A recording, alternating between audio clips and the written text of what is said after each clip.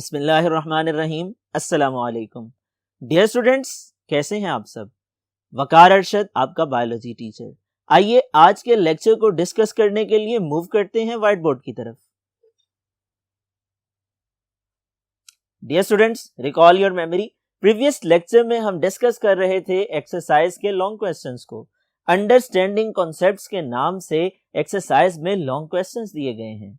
Exercise के long questions इब्तदाई तौर पर 12 की तादाद में डिस्कस हो चुके हैं। बकिया 3 लॉन्ग क्वेश्चन आज हम डिस्कस करने वाले हैं और उसके बाद एक्सरसाइज के शॉर्ट क्वेश्चंस को डिस्कस करेंगे। आइए देखते हैं आज का पहला सवाल कौन सा है। Question number 13, venous system diagram. Dear students, सवाल में पूछा गया है इलस्ट्रेट कीजिए, वाज़ेह कीजिए डायग्राम की मदद से कि इंसानी जिस्म में वेन्स का नेटवर्क कैसा है, कौन सी मेजर वेन्स हैं और ब्लड सर्कुलेशन कैसे होती है। Recall your memory. Previous lectures में हम डिस्कस कर चुके हैं कि हमारे जिस्म में खून को जिस्म से इकट्ठा करने वाली, दिल तक लेकर के जाने वाली जो खून की नालियां हैं, उन ब्लड वेसल्स को वेन्स कहा जाता है। डियर स्टूडेंट्स, वेन्स मुख्तलिफ तरह की हैं। सबसे बड़ी वेन्स को वेना कावा कहा जाता है। सुपीरियर वेना कावा की बात की जाए, ये दिल से ऊपर वाले जिस्म के हिस्सों से बगैर ऑक्सीजन वाला खून इकट्ठा करके दिल में लेके आती है। इंफीरियर वेना कावा की बात की जाए, ये दिल से नीचे वाले जिस्म के हिस्सों से इकट्ठा करके बगैर ऑक्सीजन वाला खून दिल की तरफ लेके आती है। डियर स्टूडेंट्स, ये वेन्स फर्दर डिवाइड हो जाती हैं जूं मूव करती हैं टिश्यूज की तरफ, बॉडी ऑर्गन्स की तरफ और स्ट्रक्चर्स की तरफ। रिब्स की बात की जाए तो रिब्स तक ब्लड सप्लाई करने वाली ब्लड वेसल्स को इंटरकोस्टल आर्टरीज कहते हैं और रिब्स से दिल के पास वापस ब्लड लेकर आने वाली ब्लड वेसल्स को इंटरकोस्टल वेन्स कहते हैं। इसी तरह से अगर हम डाइजेस्टिव सिस्टम की बात करें तो डाइजेस्टिव सिस्टम तक ब्लड सप्लाई करने वाली ब्लड वेसल्स को हम मेसेंट्रिक आर्टरीज का नाम देते हैं और डाइजेस्टिव सिस्टम से ब्लड लेकर के वापस दिल की तरफ आने वाली ब्लड वेसल्स को मेसेंट्रिक वेन्स का नाम देते हैं। लिवर की बात की जाए, हेपेटिक वेन्स मौजूद होती हैं। किडनी की बात की जाए, रीनल वेन्स मौजूद होती हैं। इसी तरह गोनेड्स से गोनेडल वेन्स लेकर के आती हैं डीऑक्सीजनेटेड ब्लड को हार्ट के अंदर। इसी तरह आपके जिस्म के निचले हिस्से में फेमोरल वेन्स मौजूद हैं, इलियक वेन्स मौजूद हैं। ये आपकी टांगों से, आपके घुटने से, आपके टखने से, आपकी पिंडली से और आपके पांव से बगैर ऑक्सीजन वाले खून को लेकर के आती हैं। हेपेटिक पोर्टल वेन में ड्रेन हो जाती हैं, वहां से ब्लड इंफीरियर वेना कावा में आता है और इंफीरियर वेना कावा से दिल के दाएं खाने राइट एट्रियम में चला जाता है। डियर स्टूडेंट्स, ये सारी तफसीलात हम डिस्कस कर चुके हैं। आपने एक डायग्राम की मदद से इसको एक्सप्लेन करना है। इस सवाल के जवाब को तैयार करने के लिए आप लोगों ने रिव्यू करना है लेक्चर नंबर 14।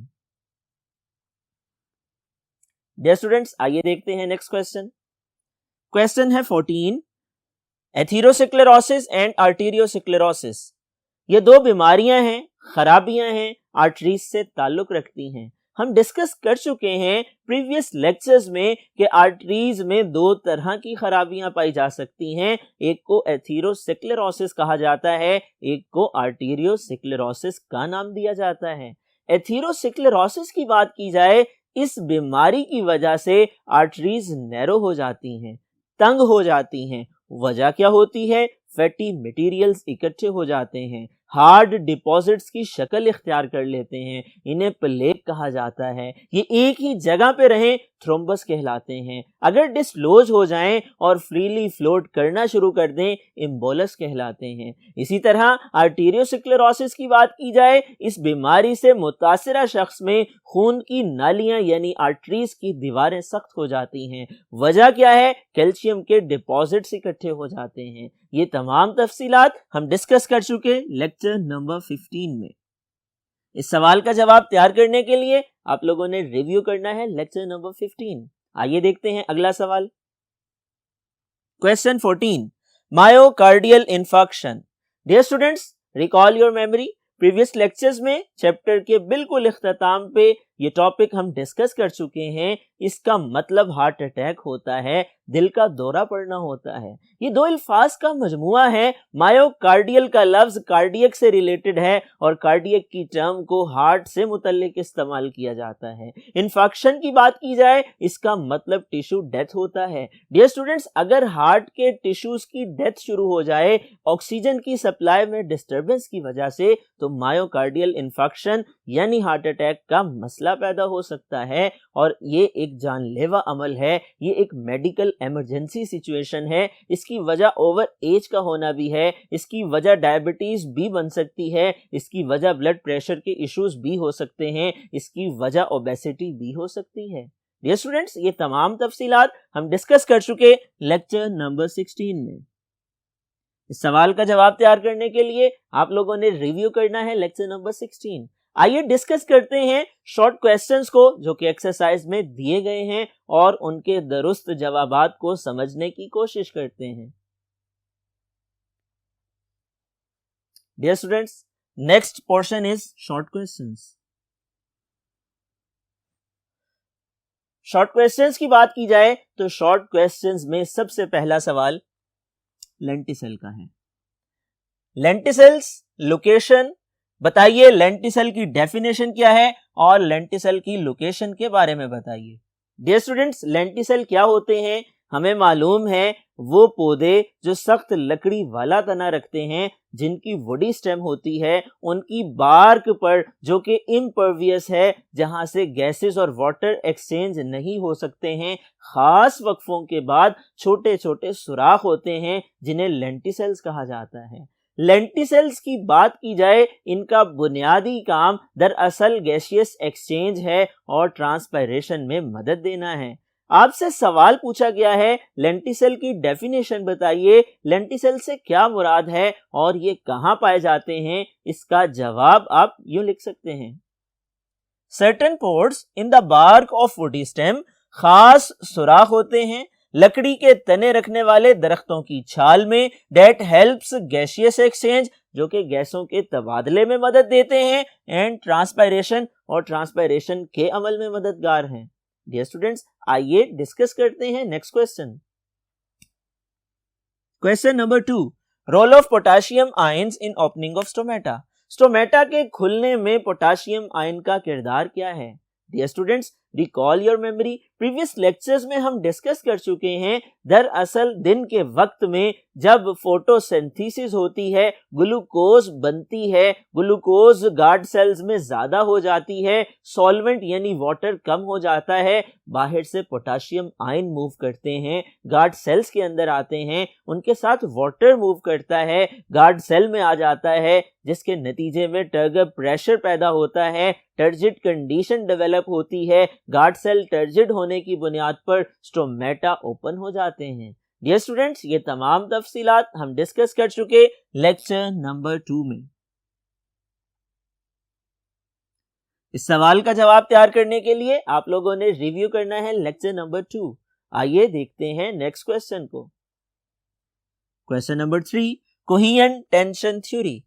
डियर स्टूडेंट्स, मुख्तसर और सादा सा सवाल है, पूछा गया है कोहेरेंट टेंशन थ्योरी के बारे में बताइए। Recall your memory, previous classes में ये डिस्कस हो चुका, पौधों के अंदर पानी की नकलो हरकत को समझने के लिए जो मैकेनिज्म इस्तेमाल होता है, जो थ्योरी इस्तेमाल होती है, जो हाइपोथेसिस एक्सेप्टेड है और कंसीडर किया जाता है, वो सालों की तहकीक का नतीजा है और इसके मुताबिक पौधों में पानी की नकलो हरकत दरअसल ट्रांसपायरेशनल पुल की वजह से होती है। और ट्रांसपायरेशनल पुल की बात की जाए, इसकी वजह 3 फैक्टर्स हैं। नंबर 1 टेंशन है, नंबर 2 कोहेजन है और नंबर 3 एडहेजन है।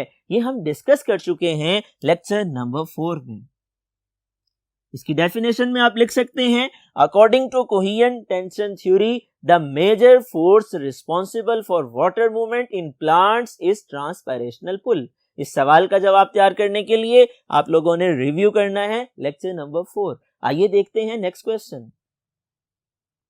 क्वेश्चन नंबर 4, डियर स्टूडेंट्स, सादा सा सवाल पूछा गया है, बताइए प्रेशर फ्लो मैकेनिज्म के मुताबिक सोर्स और सिंक से क्या मुराद है। Recall your memory, previous classes में ये डिस्कस हो चुका है।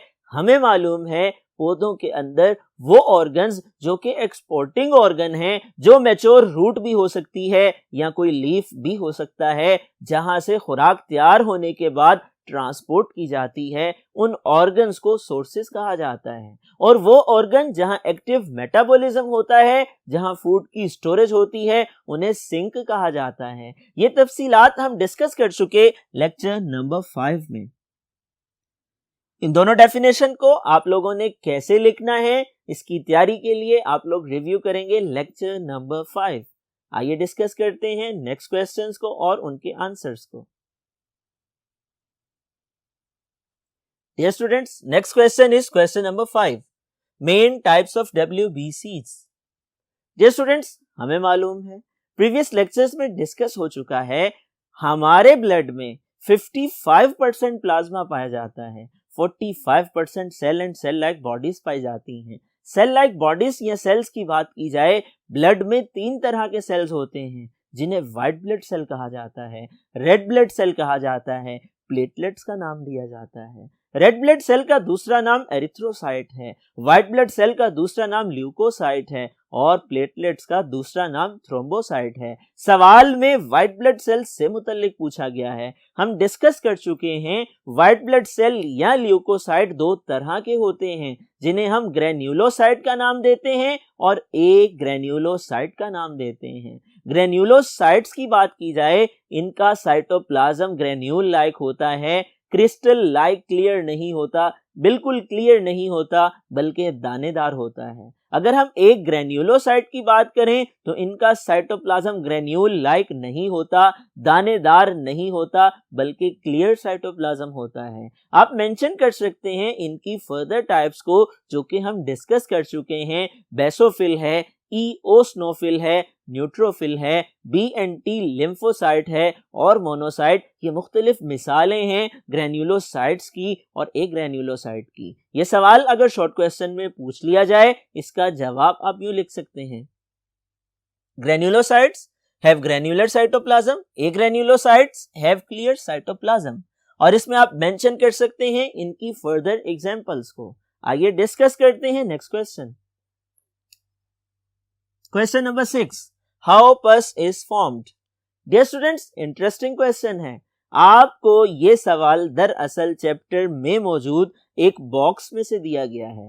ये इंटरेस्टिंग इंफॉर्मेशन हम डिस्कस कर चुके हैं ब्लड सेल वाले टॉपिक में। हमें मालूम है, हम पढ़ चुके हैं कि जब हमारे जिस्म पर कोई जख्म लगता है, जख्म वाली जगह के ऊपर पस बन जाती है, जिसे पीप कहा जाता है। ये व्हाइटिश सब्सटेंस होता है। ये दरअसल मुर्दा व्हाइट ब्लड सेल्स होते हैं जो जरासीमों का मुकाबला करते हुए खत्म हो जाते हैं। ये शॉर्ट क्वेश्चन अगर आपसे पूछ लिया जाए, इसका जवाब आप यूं लिख सकते हैं, WBCs die in the process of killing the germs. These dead cells accumulate and make the white substance. WBC जरासीमों को मारने के दौरान खत्म हो जाते हैं और ये डेड सेल इकट्ठे हो जाते हैं वाउंड साइड पर और सफेद रंग का मादा बना देते हैं, जिसे हम पस या पीप कहते हैं।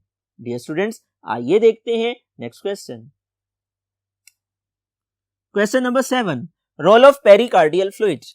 Dear students, recall your memory. Previous lectures में ये डिस्कस हो चुका है, हम अंडरस्टैंड कर चुके हैं। हार्ट की स्ट्रक्चर के दौरान हमने ये पढ़ा था कि आपके दिल की हसासियत के पेश नज़र, उसकी सेंसिटिविटी और उसके डेलिकेट होने की वजह से अल्लाह ताला ने उसको आपकी चेस्ट कैविटी के मिड में रखा है और उसके ऊपर रिब केज है और उसके साथ साथ इजाफी हिफाजती झिल्ली है, जिसे पेरिकार्डियम कहते हैं।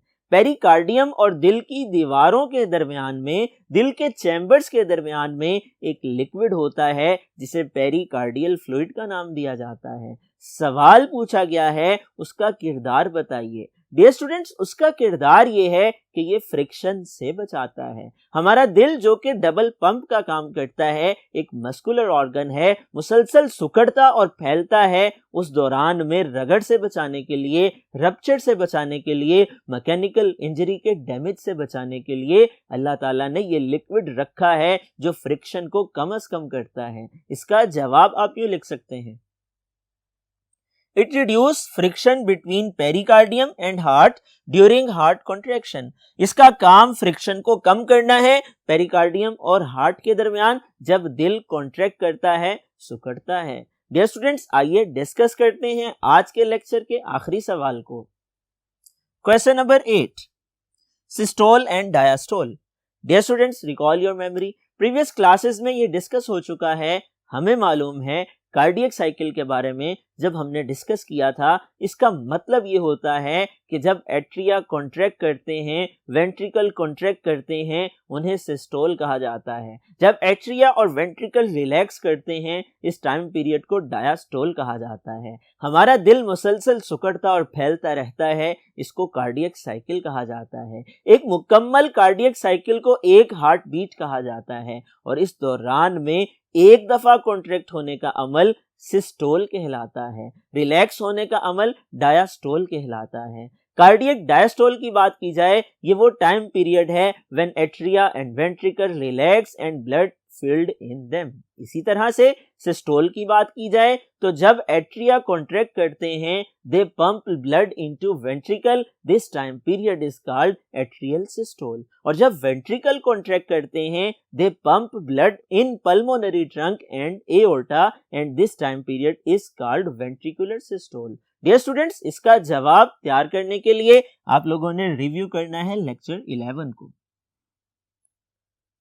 डियर स्टूडेंट्स, ये आज के सवालात थे, एक्सरसाइज के दिए गए क्वेश्चंस थे और बहुत इंपॉर्टेंट क्वेश्चन थे। आपने इन तमाम सवालात को अच्छे तरीके से तैयार करना है क्योंकि एक्सरसाइज में दिए गए ऑब्जेक्टिव टाइप क्वेश्चन एग्जामिनेशन में पूछे जाते हैं। आपके बोर्ड एग्जामिनेशन का एक मेजर पोर्शन इन सवालात पे मुश्तमिल होता है। मुझे उम्मीद है आज का ये लेक्चर आप लोगों ने अंडरस्टैंड कर लिया होगा। इस लेक्चर को अंडरस्टैंड करने के बाद मेमोराइज करने के लिए आपने अपनी नोटबुक पे लाजमी नोट डाउन करना है। डियर स्टूडेंट्स, अगले लेक्चर तक के लिए इजाजत दीजिए। अपना ख्याल रखिएगा। अल्लाह हाफिज।